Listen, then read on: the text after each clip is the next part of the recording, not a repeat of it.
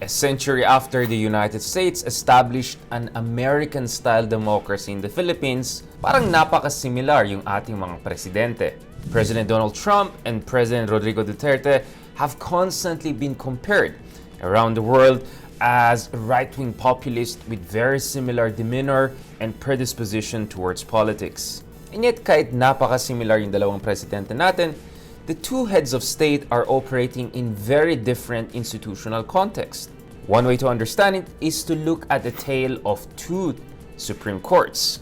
In the United States, a supposedly conservative-dominated Supreme Court has given one defeat after another, in fact, serial defeat to President Duterte over recent months. Amazingly, over the past few months, the US Supreme Court, supposedly a conservative-dominated Supreme Court with two of President Trump's appointees there, has handed one defeat after another to the US president. In contrast, it has been a clean sweep for President Duterte here in the Philippines. The independent Philippine Supreme Court has more or less sided with President Duterte on every single major Supreme Court ruling over the past few years. For critics, that raises serious concerns about rule of law and proper checks and balances and separation of powers in the Philippines, while for some, Donald Trump's one defeat after another in a supposedly conservative-dominated Supreme Court shows that the US democracy and its institutional checks and balances are still robust and very much alive. Now, there are two important institutional differences between the Philippine Supreme Court and the US Supreme Court. Una-una, sa Amerika, wala pong mandatory retirement age of around 70 for the justices. In fact, a lot of US justices have stayed as long as they could until some of them, in fact, died while in office. In the Philippines, in contrast, you have a mandatory age of retirement for our Supreme Court justices. Kaya every other year, maraming bagong Supreme Court justices ay na-appoint. President Arroyo appointed up to 14 out of 15 justices during her tenure in office, which lasted almost a decade. President Duterte, in a significantly shorter period of time, is expected to appoint up to 13 out of 15 justices in the Philippine Supreme Court.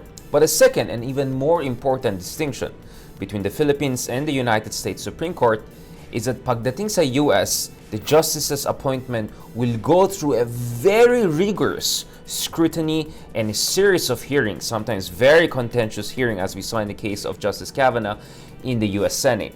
But in the Philippines, the appointees of the presidents will not have to go through such level of legislative scrutiny. So perhaps this could partly explain the huge divergence in terms of the rulings in Supreme Court of the United States and in the Philippines, or at least that's what your critics will say.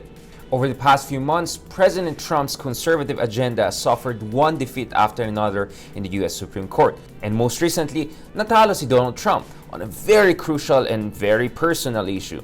And that's opening up of his tax returns and personal finances.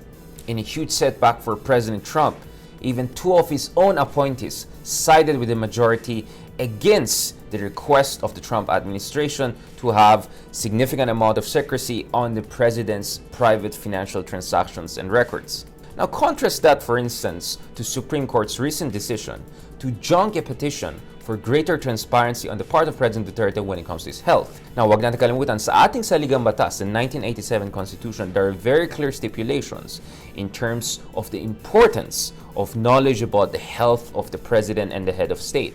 And this was born out of our bitter and very difficult experience during the martial law period when President Marcos was ill for a very long time and that was kept secret from much of the country. It was precisely the president's long absences that led to this petition by lawyer Dina De Leon to ask the Supreme Court to require the government to have more transparency on the president's health condition. In fact, President Duterte himself, in an interview last year with GMA Network, ito yung sinabi niya. At kung sabihin mong may sakit ako, meron. You name it. I have it. Lahat ng sakit nandito na sa akin kasi matanda na ako. On multiple occasions, the president even suggested that he may have autoimmune disease and other kinds of ailments and conditions. So that's why certain concerned citizens asked for greater transparency on this issue. But the Supreme Court junked the petition right off the bat. Now, the junking of the petition for greater transparency on President Duterte's health conditions is just one of many Supreme Court victory for the President of the Philippines. Kasama dyan is the controversial burial of the former President and dictator Ferdinand Marcos, Kasama din dyan yung years-long martial law in Mindanao, not to mention the quo warranto, ouster of former Chief Justice Sereno, which a lot of top experts would say was unconstitutional. So here we are, two democracies, two quite similar presidents, but very different outcomes for them when it comes to top and major Supreme Court rulings. Ako po si Richard Hidayan. Stand with us, stand for truth.